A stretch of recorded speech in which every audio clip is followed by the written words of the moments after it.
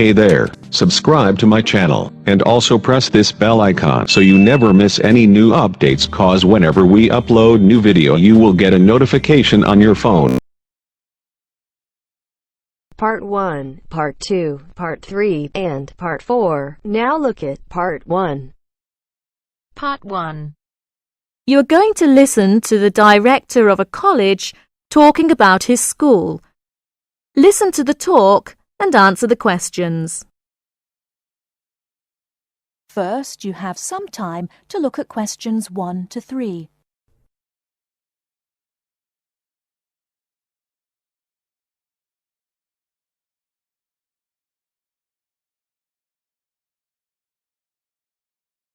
Now we shall begin. You should answer the questions as you listen, because you will not hear the recording a second time. Listen carefully and answer questions 1 to 3.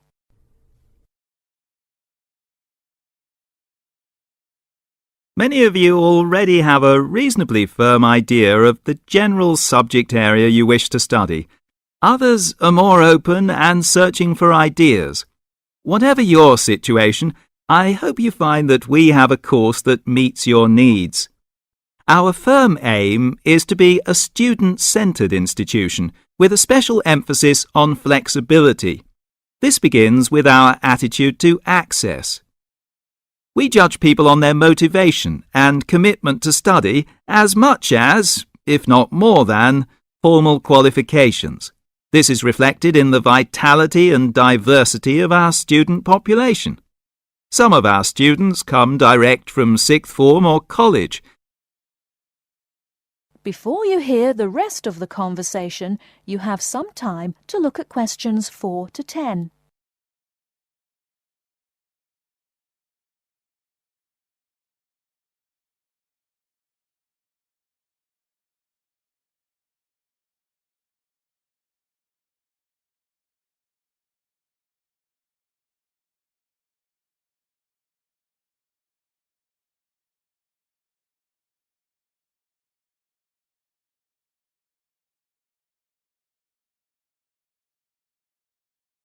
Now listen and answer questions 4 to 10. Others are coming into higher education after a short or long gap from formal education. Some are seeking a specific set of skills with a particular job or profession in mind. Others are retraining or studying to give their careers a new direction or dimension. Some are learning about the very latest scientific, technological and commercial knowledge. Others are stretching their minds on sensitive environmental, social and cultural issues. Even a casual observation of the mix of our student body indicates that we're close to our aim of being a polytechnic for the whole community. To meet our students' needs, we have 500 academic and a further 500 support staff committed to good quality teaching, high standards, and sensitive and sympathetic student care. We have probably the longest experience of understanding and dealing with the differing needs of a diverse student population. I hope you'll find a suitable course at the Polytechnic College. If you want to come to the college and we consider you suitable, we'll do our best to find you a place. And when you're here, we'll work hard to make your experience enjoyable, stimulating, and educationally rewarding. That is the end of Part 1. You now have half a minute to check your answers.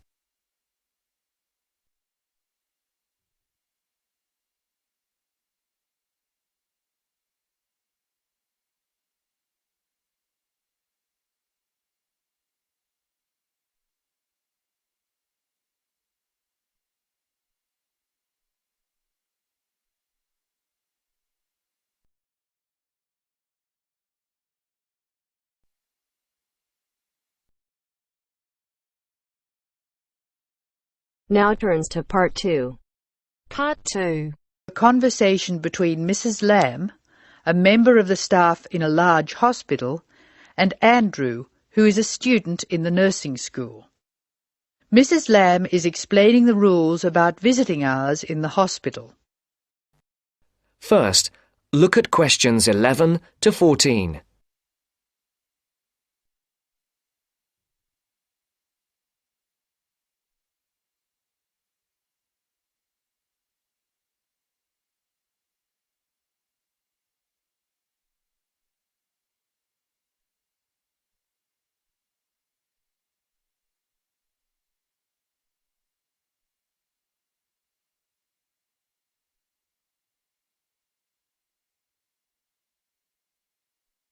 Listen carefully.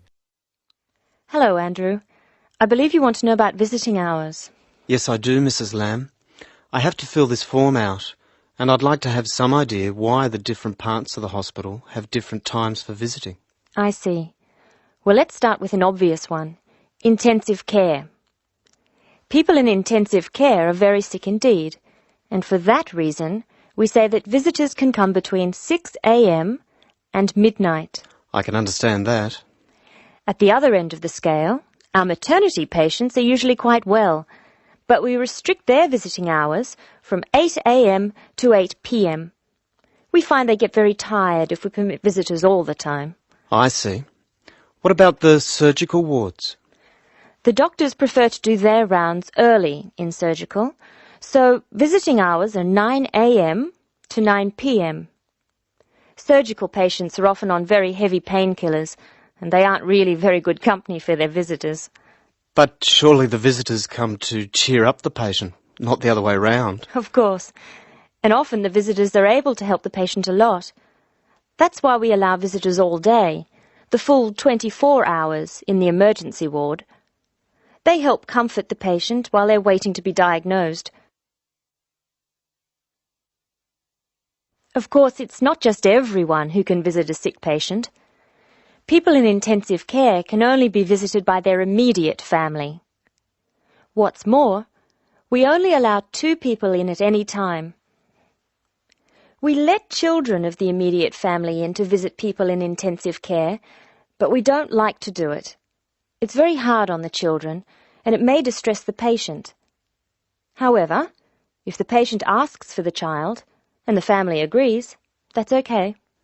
What about children in maternity? Of course we let them in. They're very pleased to see their mothers. The rule in maternity is everyone may visit, up to 6 people at a time. The maternity ward is quite sociable after all. The surgical ward must be different. It is indeed. We don't allow children in the surgical ward because of the danger of infection. And as you know, we restrict the hours. There are a lot of procedures which must be carried out on surgical patients, and we only let 2 visitors come in at a time. And in emergency, people are allowed to visit all the time? Oh yes, we rely on patients' relatives to be there for them, and we permit everyone to visit the emergency department at all hours. However, we restrict it to 3 visitors for each patient. Otherwise, the room just gets totally crowded. Before the broadcast continues, look at questions 15 to 20.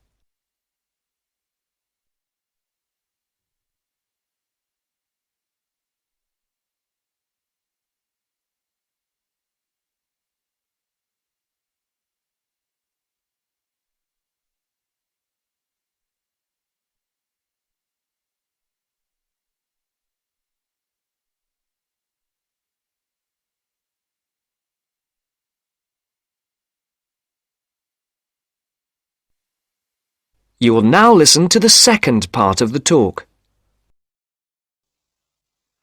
Now I have your schedule for the next week's observation sessions.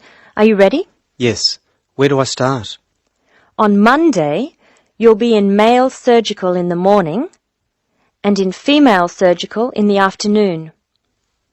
You'll be following Dr. Shea on her rounds. Thank you. And on Tuesday? On Tuesday, you'll be with Dr. Thomas in the morning and Dr. Robertson in the afternoon. No, that can't be right. You're with Dr. Thomas in the afternoon and Dr. Robertson in the morning. Do I ever get to see Dr. Kim? Yes, you'll be with Dr. Kim on Thursday and Friday. She'll take you through the children's ward and through our new teenage ward for 12 to 15-year-olds. Great. I've read a lot about that new ward. Will I see the schoolroom? Maybe another time. And what will I do on Wednesday? On Wednesday, you'll join the other students for lectures. You'll be in the Redmore lecture room between 8 and 10 a.m. and later between 2 and 3 p.m. Thank you. Do you know how big my class is? The intake this term is 200 first-year students. I'm pleased to say about 1/3 are men, which is good. Nursing used to be an almost entirely female occupation. I know. My father trained as a nurse, and he was considered very unusual. Is he still working as a nurse? Yes, he's working in a hospital in the country. I guess I just wanted to follow his example. That is the end of part 2. You now have half a minute to check your answers.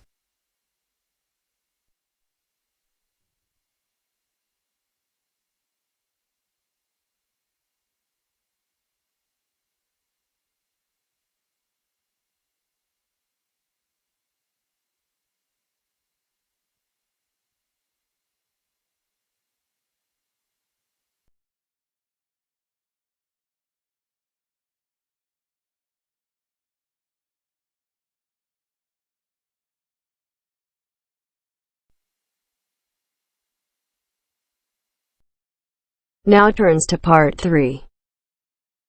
Part 3. You will hear 2 business studies students discussing a presentation they'll do on an article on working effectively in groups. First, you have some time to look at questions 21 to 26.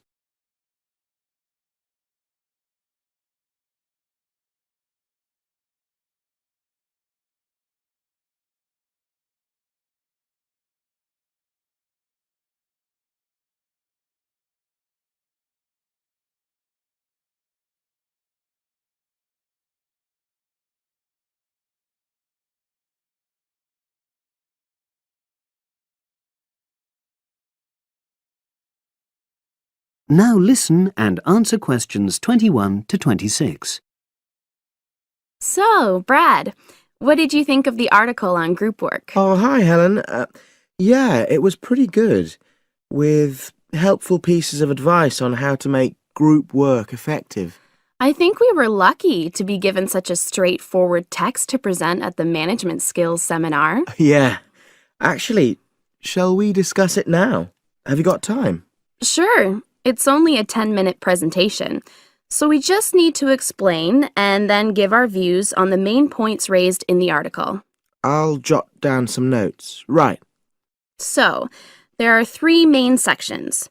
I suggest we start with listening. Yeah, effective listening in groups, because it's not something that's frequently covered on courses in our field. No, and we should say that in the presentation. Yeah. And also effective listening's pretty simple, you know. I don't think it's hard to learn. Well, people think it's easy, but in my experience, most of us tend to be very lazy listeners. Okay, I wouldn't argue with that. Something I do think we should emphasize is the power of the listener's posture, gestures, etc., in making speakers feel respected. Not that you're just waiting for them to finish before jumping in with your own ideas. Uh-huh. Okay, right. The next section is on goal setting. Let's make sure we're clear what the article says on this. Yeah. Well, firstly, it says that all group members must be given time to explain their own goals. That's it, yeah. And then, did it say that the whole group should agree on common goals? That's a bit too strong. It's more that everyone's agendas should be equally acceptable. But it does say that goals have to be realistic, you know... Achievable within a particular time? You've got it. That's really what the article's saying. There isn't really any point in having ideals if group members know they won't come to anything within a reasonable period. So, I think a summary covering those points will be enough for that part of the presentation, don't you? Yeah. Now, the last section is about conflict resolution. Actually, I thought it was the worst part of the article. Me too. I don't think it went into sufficient detail on the issue. Actually, I thought it devoted too much space to it, but that it was all rather boring, you know? It didn't mention some of the more radical theories. Absolutely. I found that really irritating. Right, and also I think it could have said more about conflict sometimes being healthy in groups. Absolutely. It just mentioned rather glibly about how we should avoid thinking of winners and losers, and that quick resolution of conflict is always desirable. Without explaining what these terms mean? Well, it gives quite detailed definitions, but doesn't develop a proper argument. Right. So, for the presentation, I think we just give some definitions and then explain what we felt were the weaknesses in the article's treatment of conflict resolution. Yeah, good. Now you have some time to look at questions 27 to 30.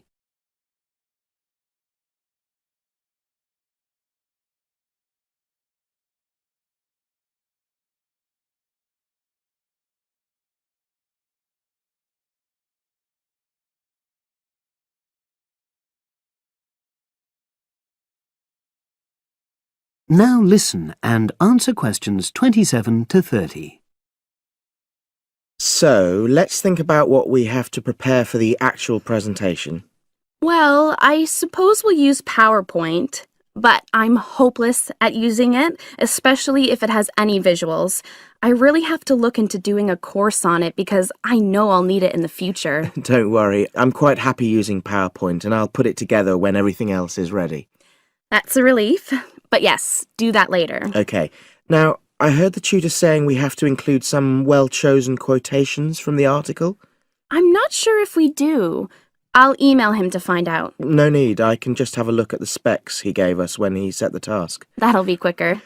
But the tutor definitely said we have to prepare a handout to go with the talk. I'm not really sure how we do that. Sarah did one last year. Who's she? She's doing the same option as me on marketing. I'll ask her advice on what to include. Great. So that just leaves the bibliography at the end. I suppose it'll mainly be articles. Yeah. So we'll just look on the web, and we can leave that till later. But we've been advised against that? Well, we could have a look through some journals in the library. I think we should start by looking through module handbooks. I think that'll give us some good leads. Yeah, you're probably right. So that's all the topics.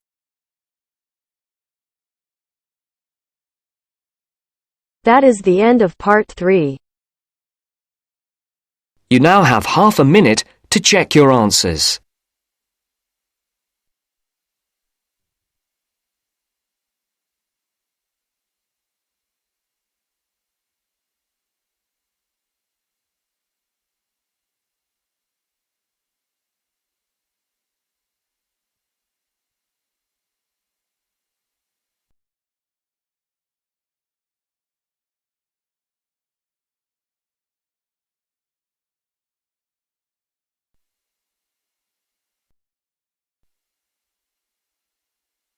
Now turns to part 4. Part 4. We're going to hear a talk on wild rice. First, you have some time to look at questions 31 to 40.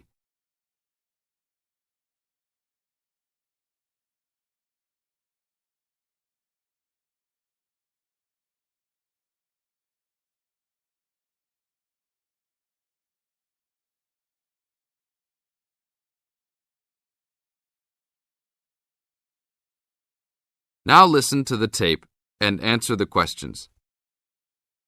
Good morning. Today we'd like to talk about wild rice.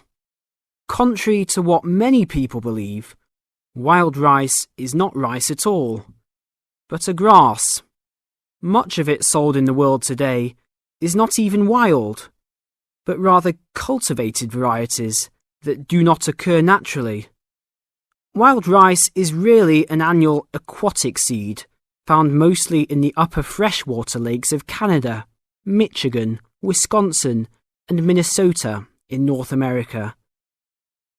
Indians gathered wild rice before any explorers set foot on the North American continent. Early explorers were greatly impressed with the strength and hardiness of the woodland Indians, and attributed their vitality to their ample servings of wild rice? Wild rice can grow in water as shallow as 3 or 4 feet along marshes and muddy waters. A tall plant, it grows to a height of 8 to 10 feet, with a long flower cluster that reminds one of a narrow broom. The grains in their husks on the tall stalk look somewhat like oats. Truly wild rice is a challenging crop to grow. Even today, it's very susceptible to failure due to weather conditions. If a heavy windstorm comes along just before harvesting, the seeds can be blown into the water, ruining an entire crop. Harvesting at just the right time becomes a matter of beating the birds to it, since wild rice is considered a delicacy by many birds living in the area. Other challenges include insects, disease, poor drainage, and high waters. If the grains are too green, they are difficult to thresh or beat out of their husks. If left on the plant too long, even a few days too long, they fall off the plant into the water.